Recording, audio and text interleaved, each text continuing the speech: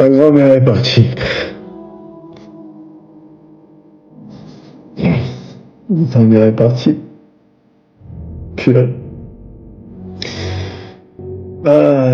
elle me parlait avant tous mes combats. Bref, c'était notre rituel. Et puis, pourquoi je vous dis tout ça? Pour vous faire comprendre que c'était pas juste une grand-mère. Je vous ai dit, elle m'a tout appris. Aujourd'hui, je suis un peu un maniaque. J'aime bien quand chaque chose est rangée, chaque chose à sa place. Parce que c'est ma grand-mère, à chaque fois. À chaque fois, quand elle faisait la vaisselle, moi j'arrivais, je mangeais dans une assiette, je posais l'assiette et je partais. Ah, c'est Yawanan. Elle m'appelait Cédric, viens ici, c'est quoi ça? C'est quoi ça? J'ai fait la vaisselle, toi tu viens, tu laisses ton truc, je suis ta bonne. Je travaille pour toi, lave ça. À chaque fois, je l'énervais, je l'énervais, je l'énervais. Elle dit, j'espère que tes enfants vont te faire ça. Et elle me disait, tu vois, à cause de toi, je suis obligé de, tu vas me faire dire des choses et je vais te jeter une malédiction, etc. C'est pas bon, ne me fais pas dire des choses.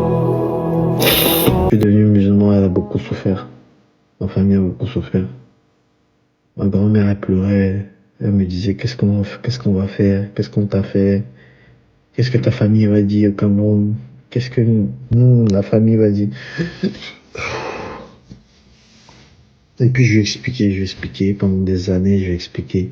Quand je suis devenu musulman au début, tous les jours j'étais là, je soudais ma famille avec l'islam. Et puis quand j'ai vu qu'il n'avait, en fait c'est comme si, tu vois, quand tu deviens musulman, j'avais déjà expliqué dans une vidéo, c'est comme si tu trouvais le mode d'emploi de la vie, en fait. Tu dis, ah, mais je comprends pourquoi il y a ça, pourquoi le ciel est bleu, pourquoi ça. En fait, c'est un peu comme quand vous êtes à l'école et le prof il vous explique.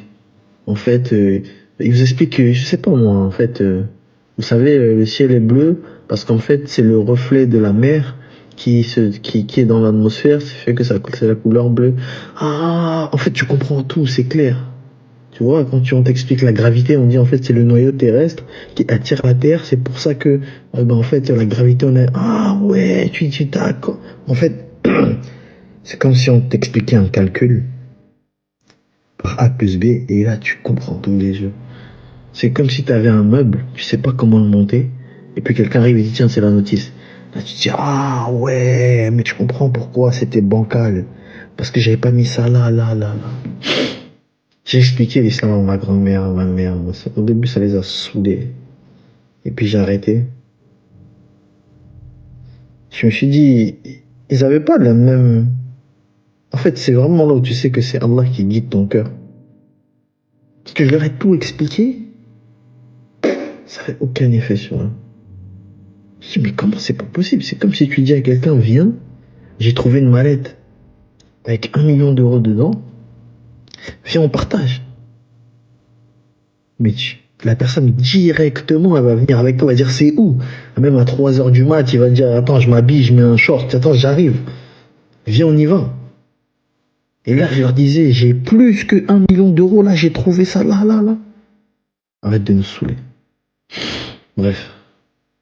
Et puis, avec le temps, aujourd'hui, ça fait quoi? Ça fait 5 ans que je suis musulman.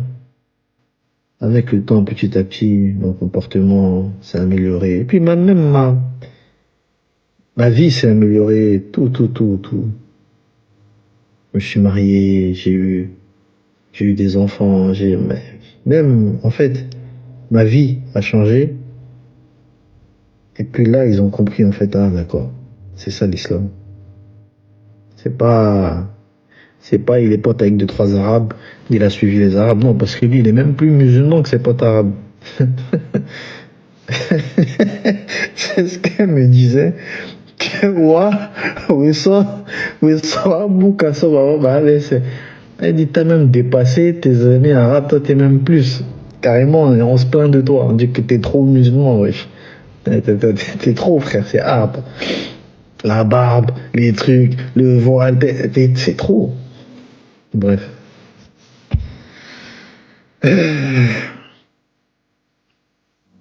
J'ai parlé à ma grand-mère, j'ai parlé à ma grand-mère. Et je vais expliquer l'islam en fait de manière très simple. Vous savez, ma grand-mère elle parle pas bien français. Elle comprend le français. Quand tu vas lui parler français, elle va comprendre. Mais elle, pour parler, elle va te perdre des phrases. C'est pas sujet, verbe, complément. C'est compliqué.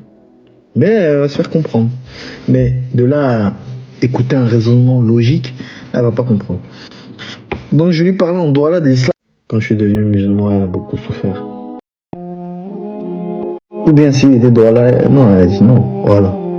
Donc, celui qui va venir dire que moi je suis la religion des Arabes, ou bien que nous on suit la religion des Arabes, je lui dis mais toi tu suis la religion des Juifs, parce que Jésus n'était pas camerounais.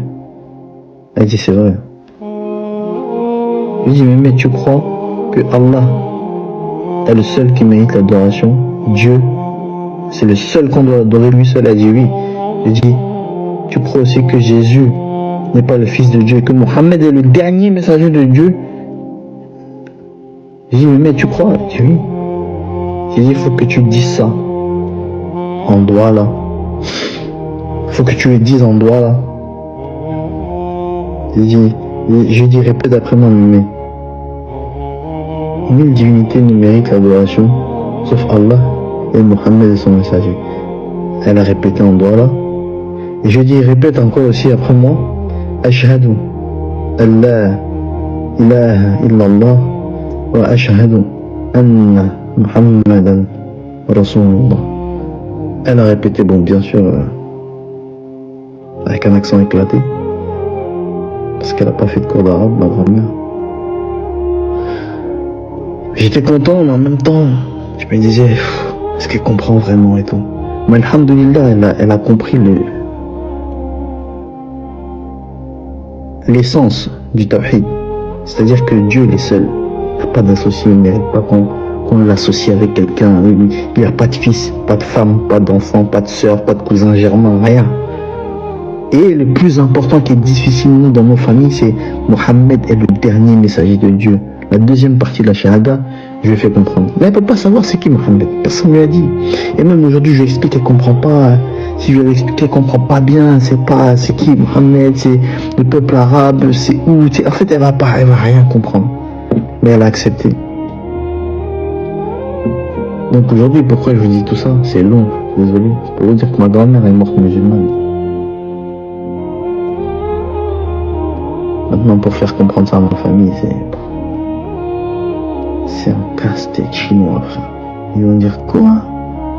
91 ans. Ma grand-mère, elle a eu 91 ans le 5 février. 91 ans, tu dis quoi? Ta grand-mère, mais non, elle n'est pas musulmane. Je dis, mais vous n'avez pas compris. Je vous dis pas qu'elle mettait le voile et qu'elle allait à la mosquée le vendredi. Non. Je vous dis pas qu'elle faisait la prière. Non, elle n'a fait aucune prière. Elle n'avait pas mis le voile, elle n'a pas allé à la mosquée, elle n'a pas fait le ramadan, elle n'est pas allée à la Mecque faire son pèlerinage. Mais elle croyait de son vivant que Allah était le seul qui mérite l'adoration et que Muhammad sallallahu alayhi wa sallam était le dernier messager de Dieu. Et ça fait d'elle une musulmane. Elle l'a cru, elle l'a même prononcé. Aujourd'hui, si je vous fais une vidéo, là vous allez comprendre pourquoi je raconte ma vie. C'est parce que j'ai espéré que ma grand-mère meure en France, mais elle est décédée au Cameroun. Pour que je puisse faire une jénéza en France. Appeler tout le monde à venir me soutenir et faire une jénéza pour ma grand-mère. Et par la grâce d'Allah, il y aurait eu beaucoup de monde. Aujourd'hui, elle est au Cameroun. Là, je suis dans un combat.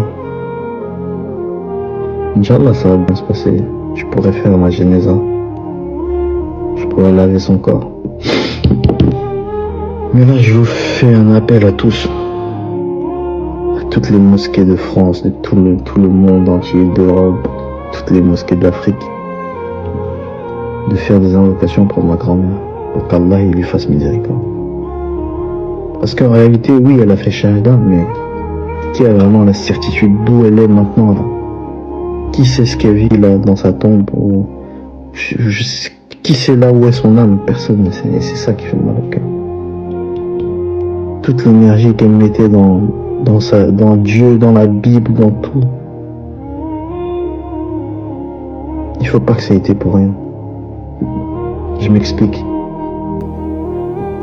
Il faut pas que toute l'énergie qu'elle mettait dans ce qu'elle croyait être la vérité ait été vain. Et c'est pour ça qu'à la 90e minute, Inch'Allah, sa shahada a été valide. En tout cas,